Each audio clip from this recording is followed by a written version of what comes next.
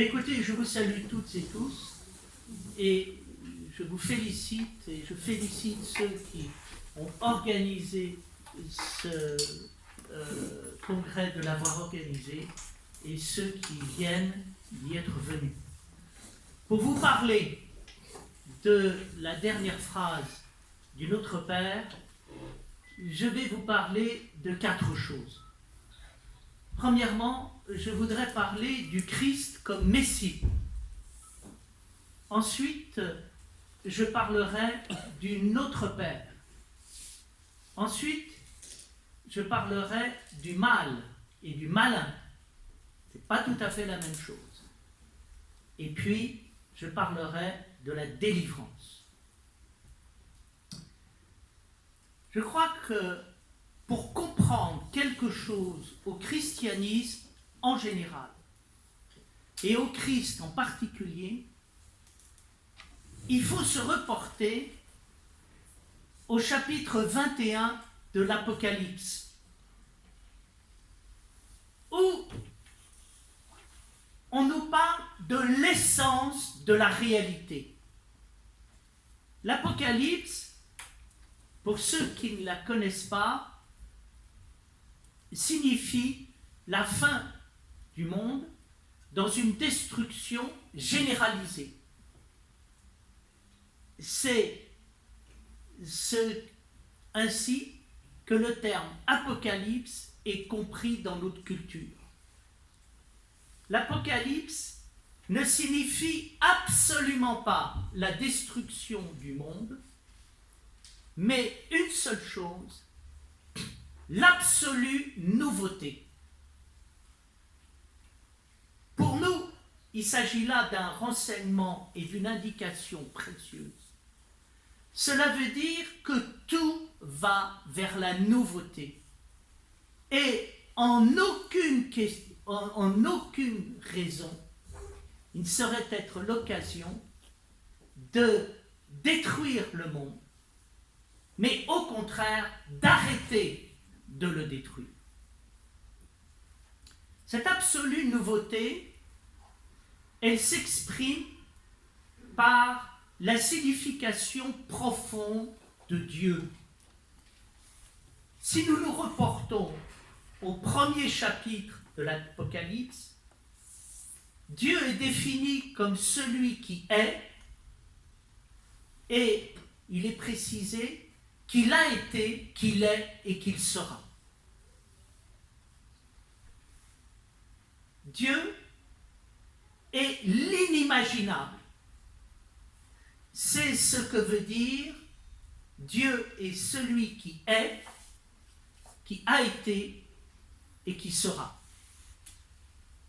Il y a à l'origine de toute chose une puissance de création et de vie dont nous n'avons pas imagination. Un grand physicien, Bernard d'Espagna, disait dans son ouvrage consacré à la philosophie de la physique, les sources de la réalité sont tellement extraordinaires que nous n'avons pas encore les moyens intellectuels de pouvoir comprendre ces sources. Emmanuel Kant commençait à approcher cette idée avec la pensée comme quoi nous ne comprenons rien la réalité si nous ne voyons pas qu'il y a un mystère de la réalité, et nous ne comprenons rien au mystère de la réalité si nous ne comprenons pas qu'il y a quelque chose d'incompréhensible, d'inimaginable à la base de la réalité.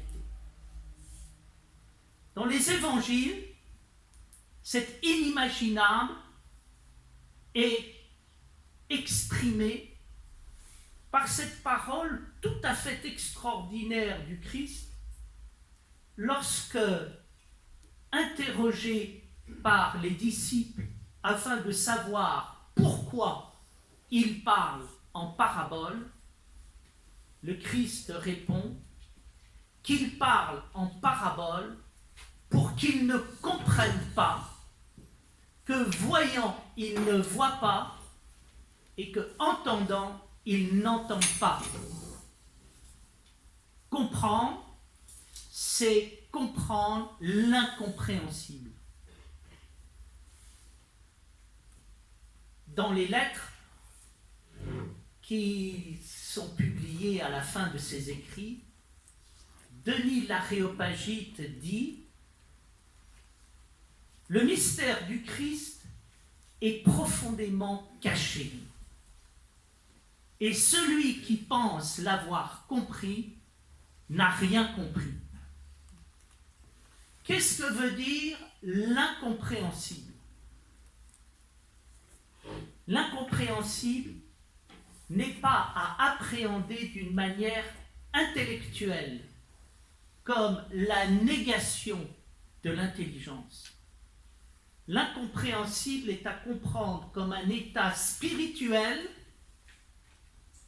profond, qui est ce qui se passe quand on vit en nous celui qui est, qui a été et qui sera.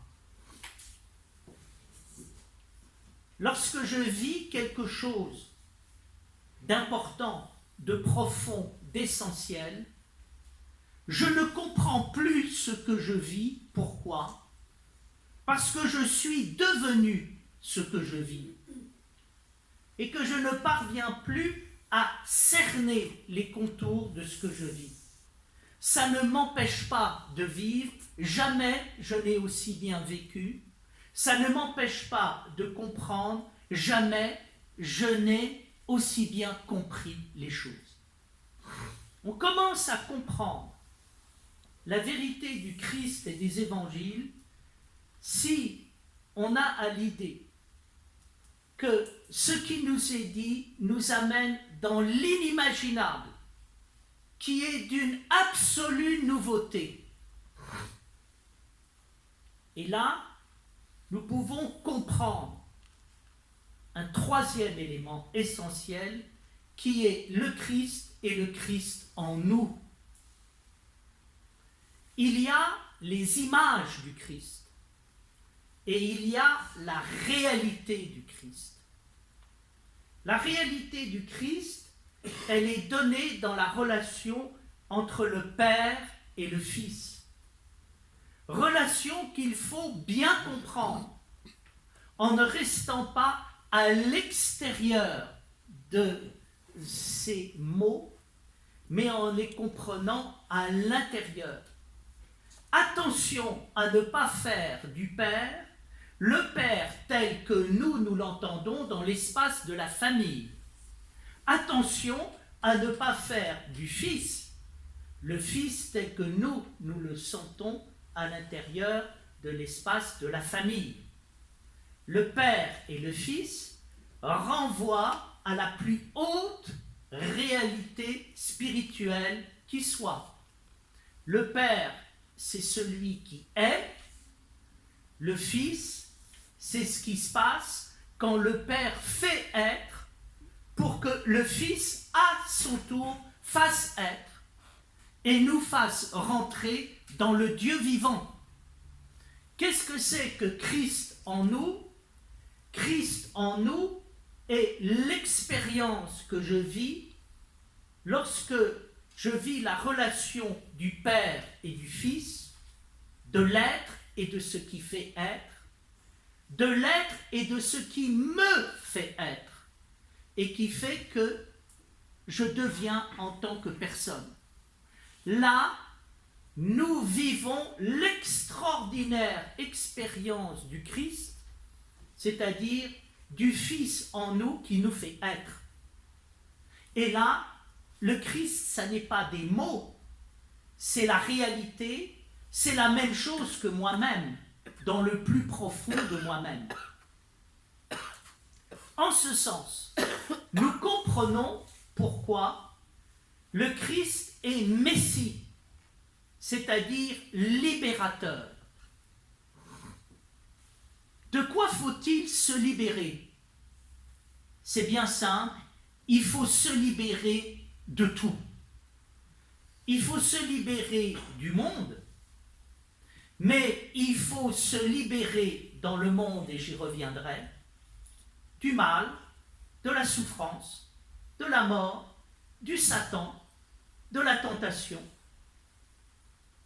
et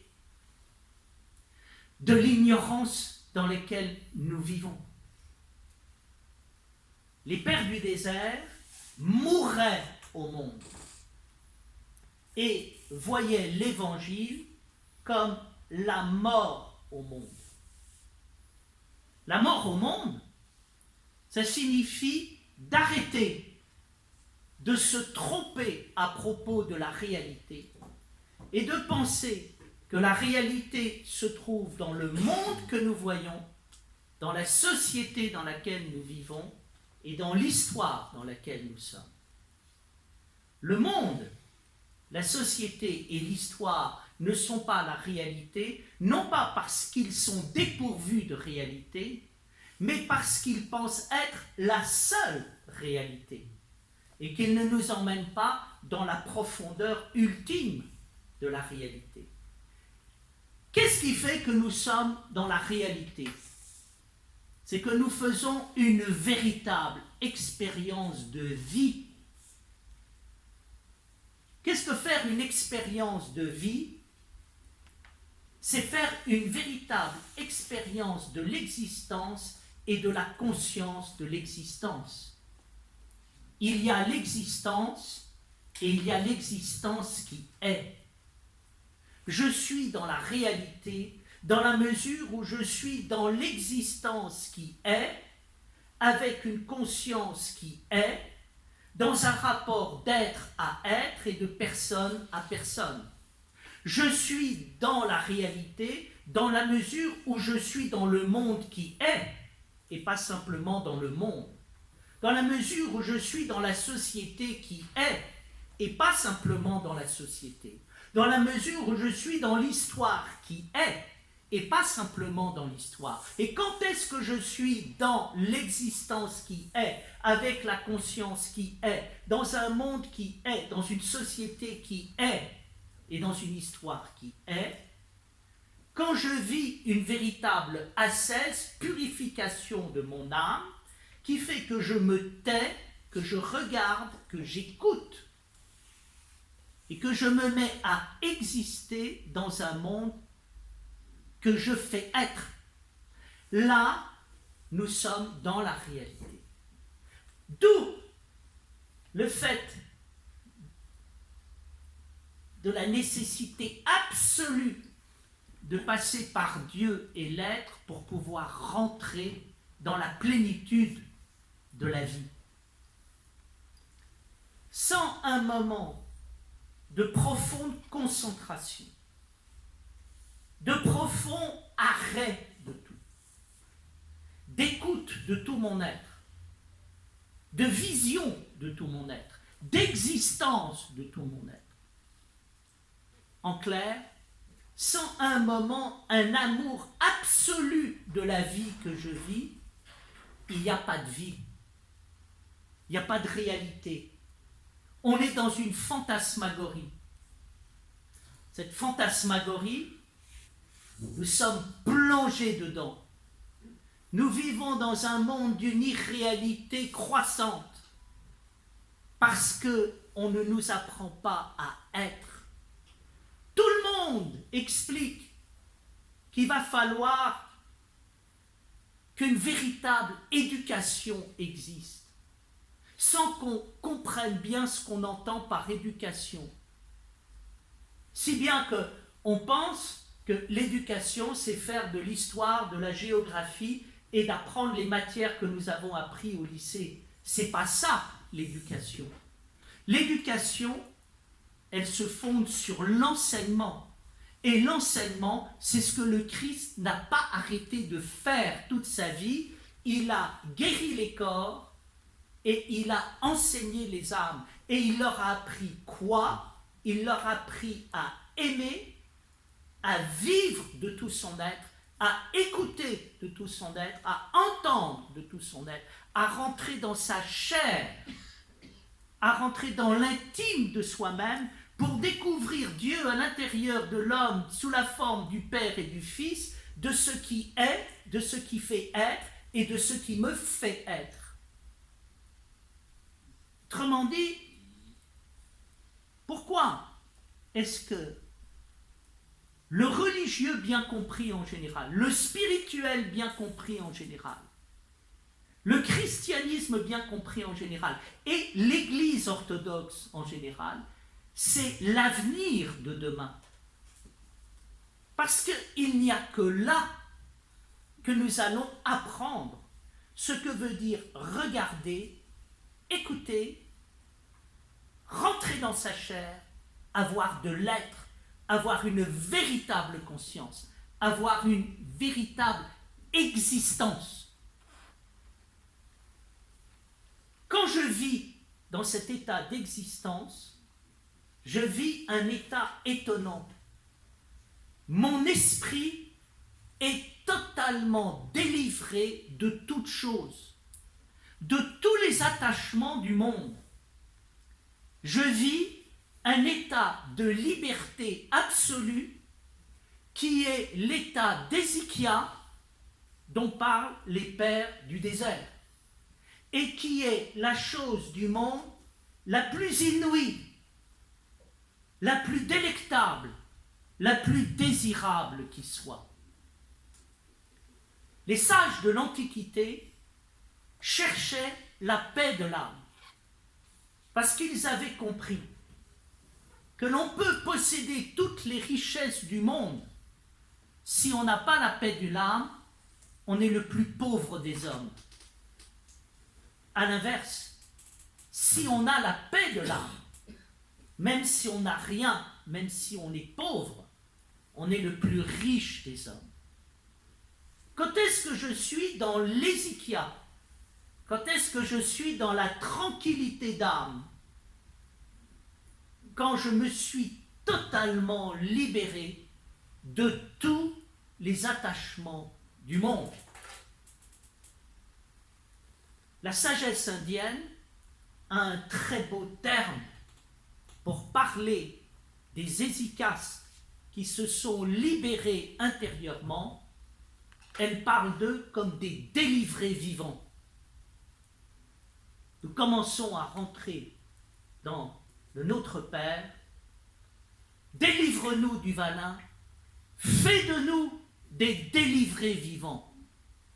Fais de nous des êtres qui connaissent la paix de l'âme, l'extraordinaire tranquillité. Imaginez à un moment que le monde soit dirigé par la paix de l'âme. Tout serait en paix. La nature retrouverait sa paix. La société retrouverait sa paix. Les corps et les âmes retrouveraient leur paix. On arrêterait tout ce système ruineux qui essaye de corriger notre ignorance et qui n'y arrive pas. De quoi le monde est malade? Le monde est malade de l'ignorance spirituelle, de la paix profonde, qui fait que rien n'est en paix. Ni la nature, ni la société, ni les corps, ni les âmes. Qu'est-ce qui est extraordinaire dans l'expérience du Christ, du Fils intérieur, qui est celui qui fait être et qui donne de l'avenir à tout? C'est que quand je rencontre le Christ, je rencontre la liberté absolue. Je rencontre quelque chose qui me fait être au-delà de l'existence. Ce n'est pas le monde qui me fait être, ce n'est pas la nature qui me fait être, ce n'est pas la société qui me fait être, ce n'est pas ce que j'appelle le corps ou l'âme, c'est autre chose. Quelque chose qui vient d'ailleurs, quelque chose de totalement extraordinaire, quelque chose de totalement nouveau, qui fait que je suis totalement libre à l'égard de tout. parce que mon être véritable, il vient d'ailleurs et il va au-delà. Donc le premier point important, c'est de comprendre l'expérience du libérateur. Pourquoi est-ce que les foules qui écoutaient le Christ étaient enthousiastes et le glorifiaient? Parce qu'il ne parlait pas comme les scribes, est-il dit dans les évangiles. Et pourquoi il ne parlait pas comme les scribes? Parce qu'il donnait à ceux qui l'écoutaient les moyens d'eux-mêmes. Il leur parlait comme jamais on leur avait parlé. Un jour, j'assistais à une réunion avec d'autres professeurs de philosophie et on disait, le Christ est venu pourquoi? Et l'un de ceux qui étaient là a dit, le Christ est venu pour payer la dette. Ce que je trouve personnellement consternant. Et j'ai dit, le Christ est venu pour parler de la religion comme jamais on en avait parlé. Et là, tout d'un coup, il y a eu un silence. Là, on est dans le Christ. Remets-nous nos dettes comme nous remettons à nos débiteurs. Arrêtons de payer les dettes. Arrêtons de faire payer les dettes. Et découvrons quelque chose de tout à fait nouveau, de tout à fait autre. Donc, premier point, expérience extraordinaire du Christ, du Messie, comme la liberté absolue que je vais rencontrer à l'intérieur de moi. Et ça permet de comprendre le deuxième élément que je voudrais développer devant vous, le Notre Père. Si vous avez été attentif, et vous l'avez été, dans ces merveilleuses matines de ce matin si bien chantées, si profondes, si libératrices, si vous avez été attentif à l'Évangile, souvenez-vous, il est question du Notre Père. Dans quel contexte est-il question du Notre Père? Le Christ va enseigner les disciples à prier, et pour leur apprendre à prier, il leur dit, ne soyez pas comme les pharisiens qui, quand ils prient, se donnent en spectacle et se montrent au coin des rues. Rentrez chez vous, allez dans votre chambre, et dans votre chambre, allez dans le secret. Et dans le secret, c'est là qu'on découvre le Notre Père. Le Notre Père, c'est la prière qui est plus intérieure que l'intérieur, qui est plus secrète que le secret. Nous sommes dévorés par la question sociale et politique. N'oubliez pas qu'au XIXe siècle, la sociologie de Durkheim pense faire une découverte remarquable et radicale en expliquant que Dieu, c'est la société. Depuis le XVIIIe siècle, nous vivons sans arrêt avec l'idée de la société. Le véritable souverain, c'est le peuple. Vox populi, vox Dei. Nous sommes complètement dévorés par l'extérieur parce que nous vivons ce qui se passe quand le monde a décidé de ne plus croire en Dieu pour délivrer les hommes, quand le monde a décidé de ne plus croire en Dieu pour délivrer les hommes. Ne croyez pas qu'il n'y ait plus de Dieu. Le nouveau Dieu s'appelle la société. Et la société, c'est quoi? C'est un miroir dans lesquels mon ego se regarde dans l'ego social et l'ego social se regarde dans mon ego et tout le monde se regarde et ça donne quoi? Ben, ça donne Facebook. 3,5 milliards d'individus scotchés sur leur écran et montrant à tout le monde d'une manière exhibitionniste leur vie pour créer un monde de voyeurs et tout le monde se regarde. Et on entend dire vivre, c'est se raconter, vivre, c'est se montrer. Nous sommes scotchés à la société, nous sommes tellement scotchés à la société que quand on prie, c'est encore social. C'est encore pour montrer qu'on prie. On montre aujourd'hui sa religion. On veut pouvoir la montrer. On s'affiche. On n'arrête pas de s'afficher. On est dans ce que Michel Foucault appelait la visibilité. On veut pouvoir être fier de soi-même, se faire regarder par tout le monde, se faire considérer par tout le monde. Et ça veut dire quoi? Ça veut dire que même le secret à l'intérieur de nous est pollué. Qu'est-ce que c'est que le Notre Père? Le Notre Père est une purification totale de notre être intime qui nous restitue le véritable être de notre être et le véritable être de la prière. Qu'est-ce que c'est que la prière? La prière, c'est 3 choses. Au sens social du terme, la prière est une médiation qui permet de mettre fin à la violence en demandant avant de prendre. Au sens religieux courant, la prière est un état de réceptivité à l'égard de Dieu où je me mets en demande et en état d'écoute. Mais la prière véritable va bien au-delà.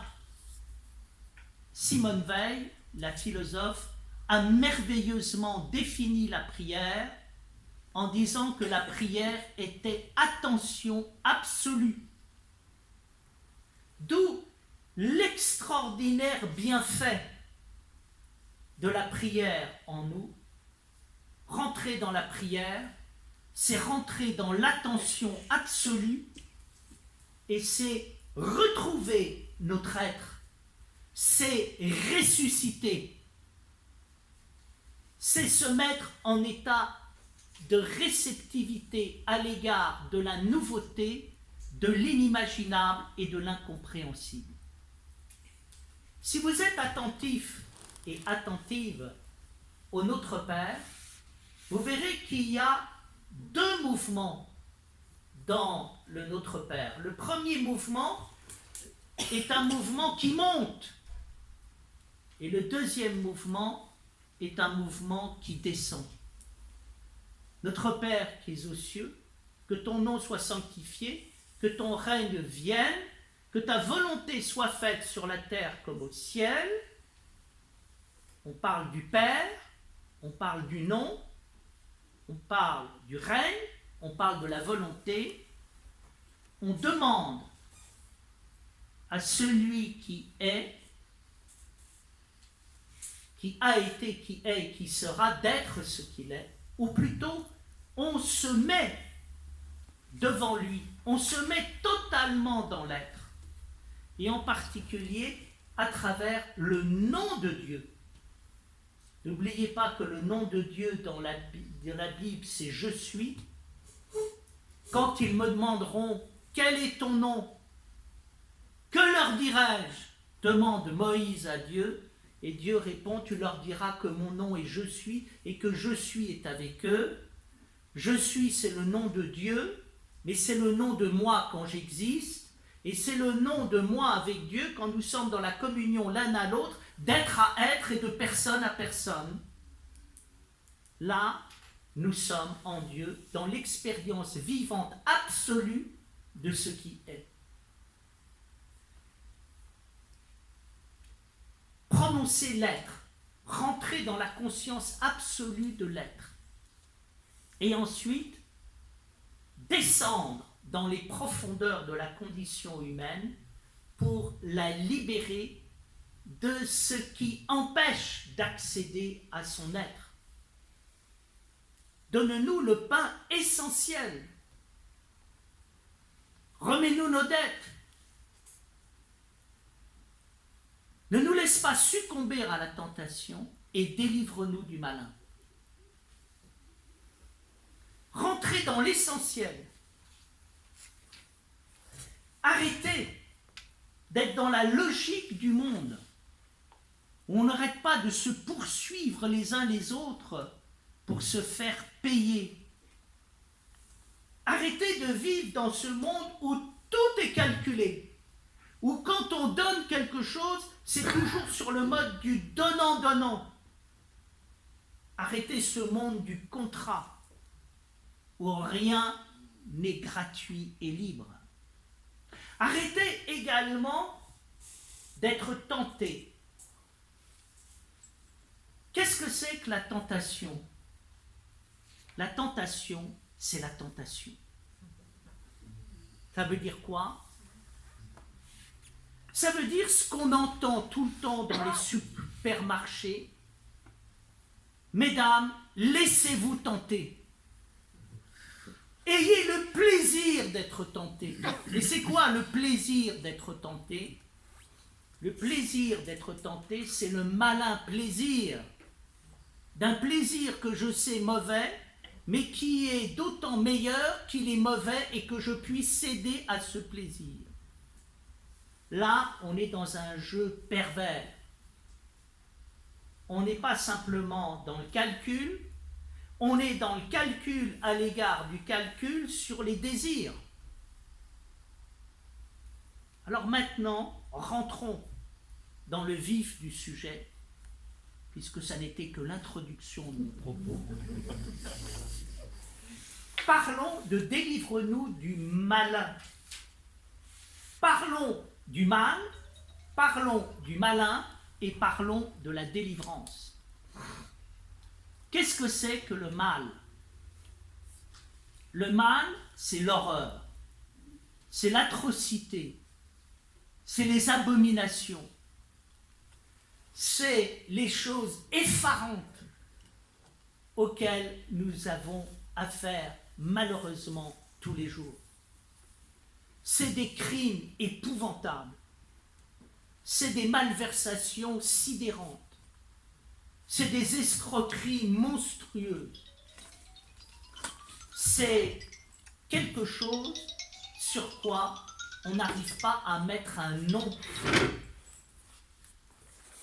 On demande ce qu'est le mal en disant le mal c'est relatif, ce qui est mal pour toi n'est pas mal pour moi ou pour l'autre. C'est pas ça le mal. Je vous dirais même que cette manière de penser les choses, c'est le malin. Le mal, c'est bien autre chose. C'est ce qui se passe quand on est sans voix, anéanti, devant des transgressions sidérantes qui ont lieu à l'intérieur de la réalité. Le mal, par définition, c'est ce qui est mal fait, c'est ce qui ne convient pas, c'est la non-convenance, par différence avec le bien, où le bien, c'est la convenance, c'est ce qui est bien fait. Mais le mal n'est pas simplement le vice de fabrication. Le mal, ça va bien au-delà. Non seulement c'est ce qui est mal fait, mais c'est tellement mal fait que ça prend des proportions qui sont sidérantes. Il y a une manière de mal faire qui fait que les choses sont mal faites parce que je suis ignorant. Il y a une manière de mal faire qui fait que les choses sont mal faites parce que je transgresse et que je suis dans la transgression, avec le plaisir pervers que ça peut donner. Il est dit, délivre-nous du malin et non pas délivre-nous du mal. Quelle est la différence? Le malin, c'est pire que le mal. C'est le mal dans le mal. Je lisais hier encore Berdiaïev qui disait « Le mal est mensonge ». Il a parfaitement raison. Le malin, c'est ce qui se passe quand on rend le mal acceptable. Et il est tellement acceptable qu'on finit par ne plus le reconnaître. Là, on se trouve devant le malin et on se trouve devant le caractère effrayant du mal, à savoir qu'on fait le mal sans s'en apercevoir, ce qui est le comble du mal. Lorsqu'Hannah Arendt a assisté au procès d'Eichmann à Jérusalem, elle a compris le système qui avait été mis en place par le nazisme. Ce système, c'était celui de la banalité du mal, d'où le sous-titre de l'essai de Hannah Arendt, Eichmann à Jérusalem, ou la banalité du mal. Qu'est-ce que c'est que la banalité du mal? La banalité du mal, c'est ce qui se passe quand, à un moment, l'extermination des Juifs est pensée sur un mode administratif,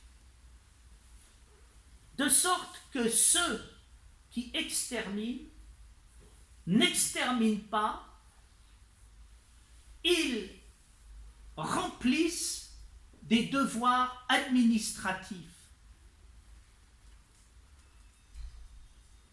Exterminer une population est monstrueux.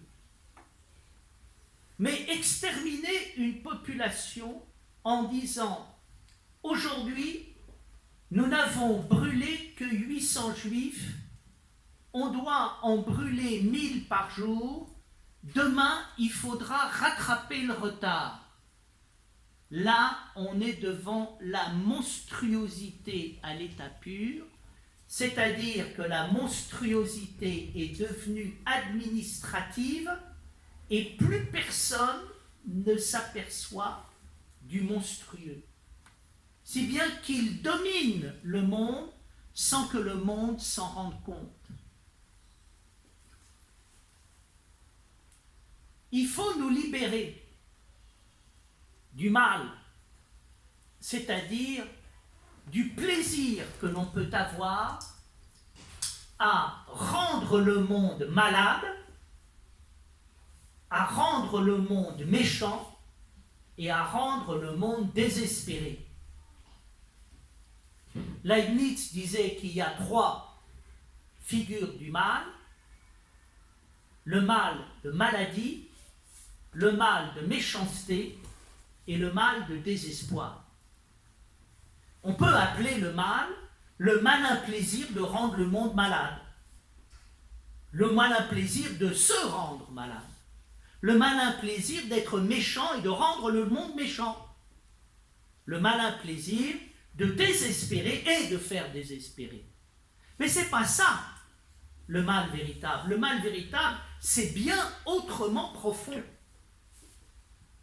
C'est ce qui se passe quand on ne voit plus du tout le mal. Quand est-ce qu'on ne voit plus du tout le mal?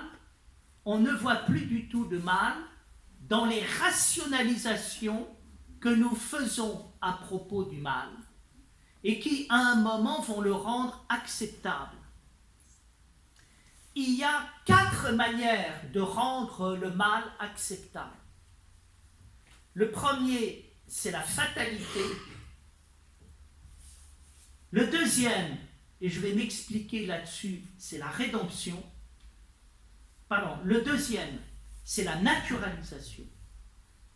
Le troisième, c'est la rédemption, mal comprise. Et le quatrième, c'est le progrès, mal compris.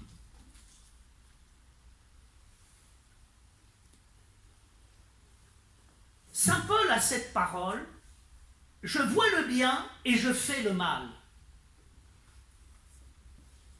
Et il commente, je ne fais pas le bien que je veux faire et je fais le mal que je ne veux pas faire. Nous sommes là au cœur du malin. Et le cœur du malin, on est un peu tous les jours à travers les 4 manières que l'on a de rationaliser le mal. Premier point, le fatalisme. Ça repose sur l'idée que la vie est totalement tragique, que de toute façon tout est mauvais, l'homme est mauvais, il a toujours été mauvais, il est mauvais et il sera toujours mauvais. C'est les phrases que nous avons tous entendues lorsqu'à un moment on est un peu horrifié par ce qui se passe dans la réalité et qu'on entend quelques âmes charitables autour de nous dire « Mais mon pauvre Bertrand, vous vous scandalisez encore à cause de ceci ou de cela?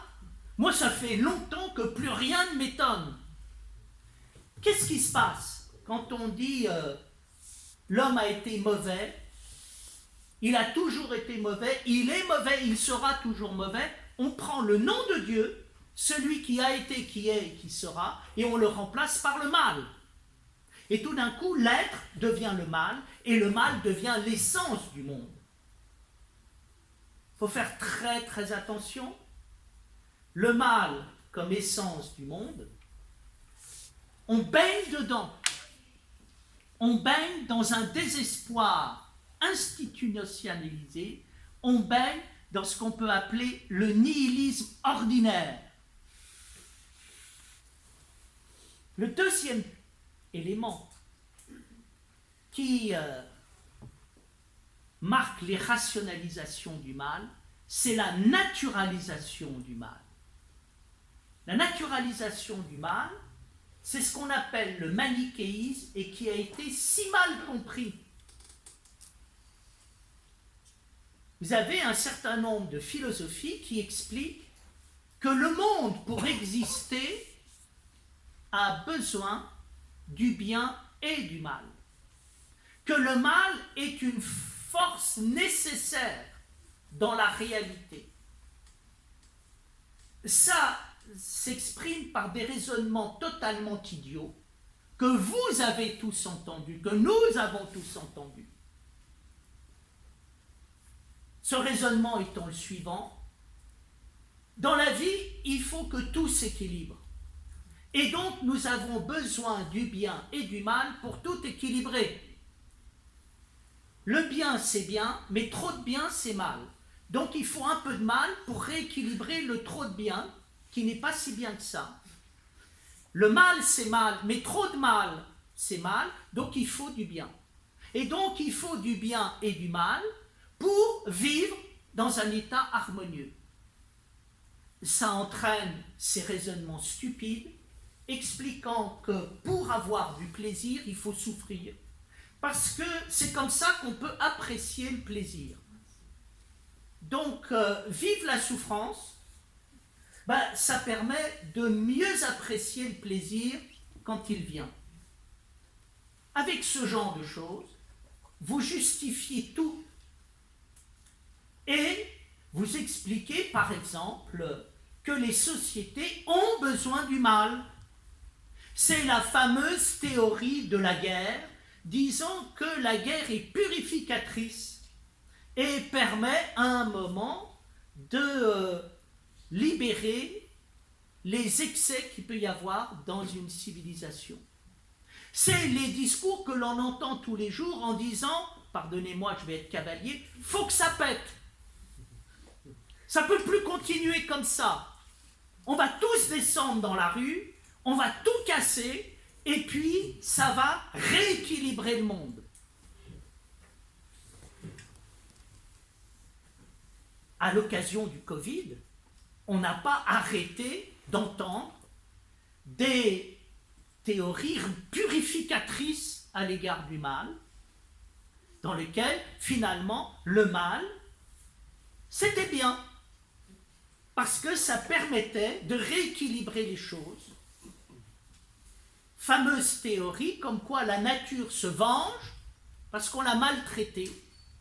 Et donc, par le Covid, elle permet de rééquilibrer les choses. Vive le mal est un bien.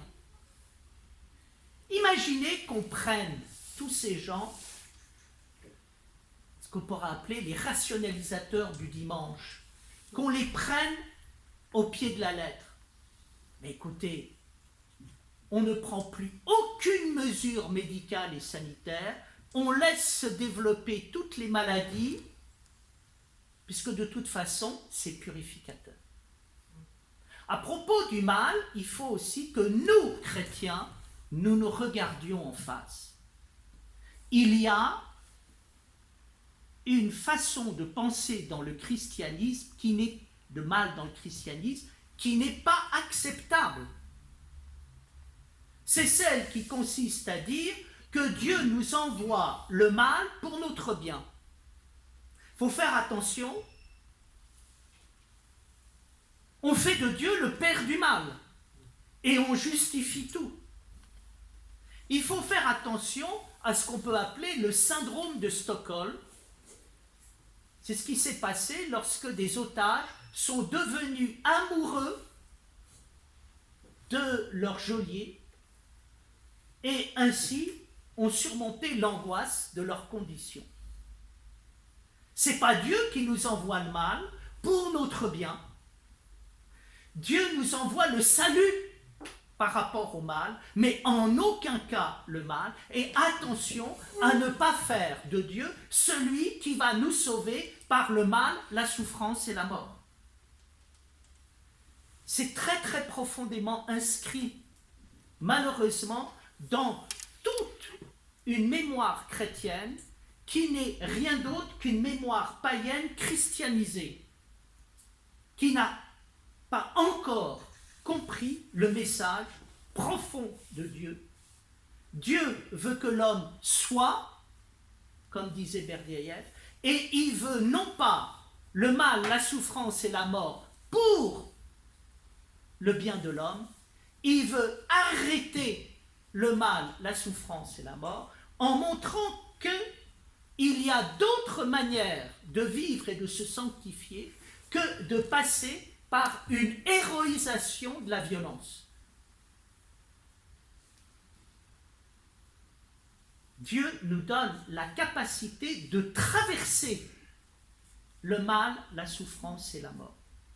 Et par là même, de restaurer l'humanité et de vivre la véritable rédemption.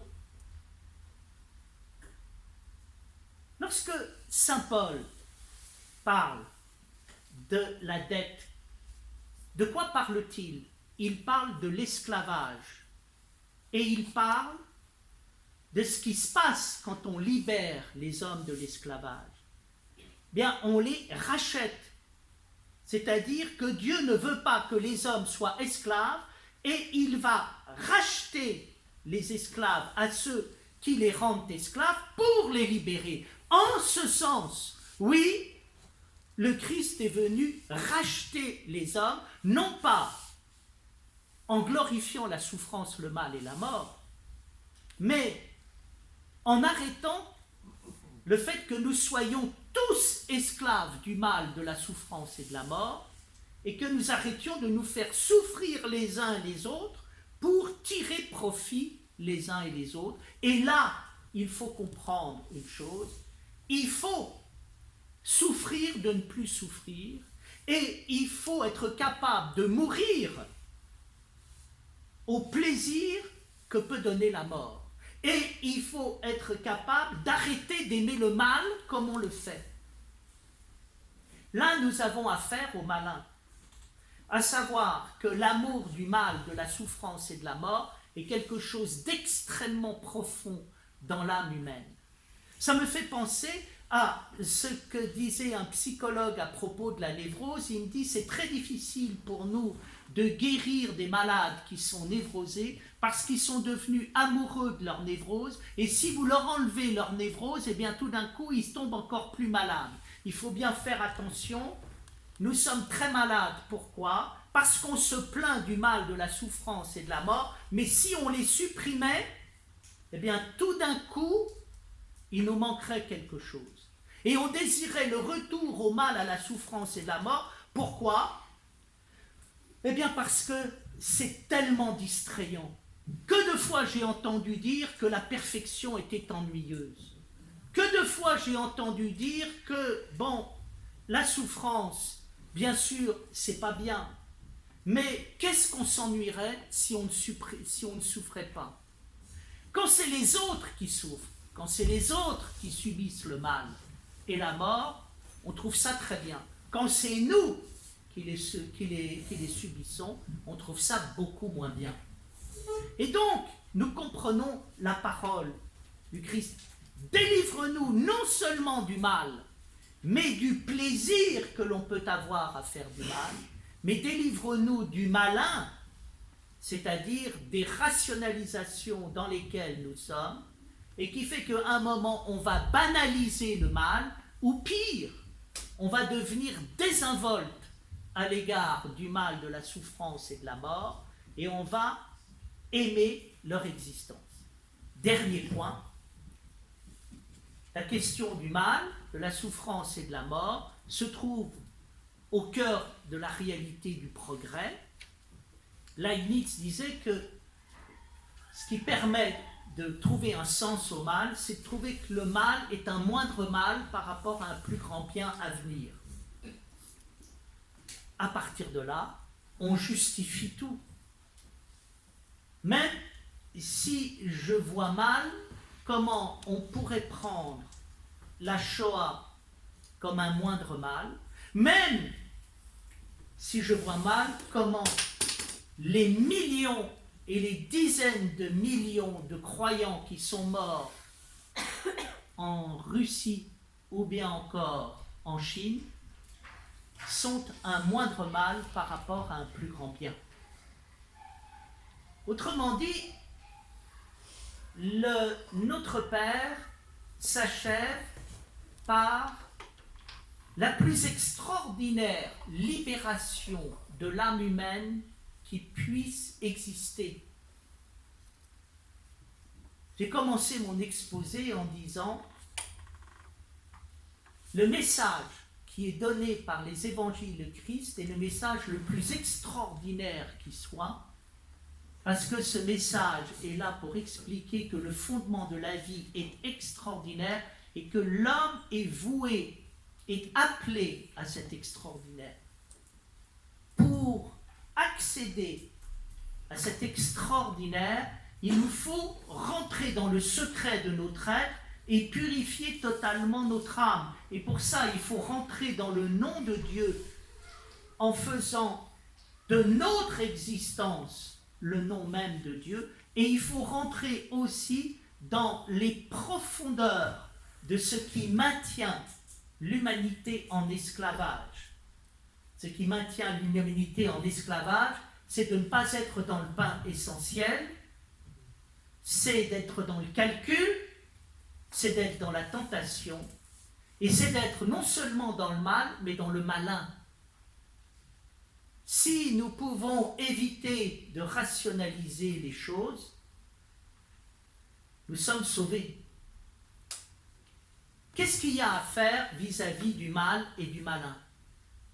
Il n'y a rien à faire. Et il faut comprendre qu'il faut introduire un vide total à l'égard de l'existence. C'est quoi ce rien?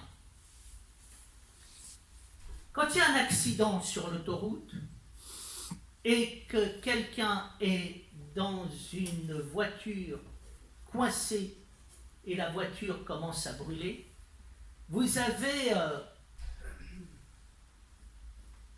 3 attitudes possibles. La première attitude, c'est ceux qui, avec courage, rentrent dans la voiture pour sortir la personne qui est en train de brûler. La deuxième attitude, c'est l'attitude de celui qui appelle les secours. Et la troisième attitude, c'est les gens qui sont autour de la voiture, qui ne font rien, qui n'appellent aucun secours, mais qui discutent pour savoir ce que fait le gouvernement.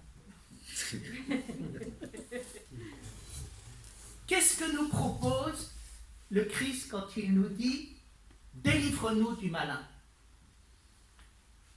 Délivre-nous du fait d'être autour du monde qui flambe, en train de discuter sur ce que fait le gouvernement et en train de rationaliser. Si on fait ça, on a fait quelque chose d'énorme. On a fait taire le bavard qui est à l'intérieur de nous et qui empêche de tout faire.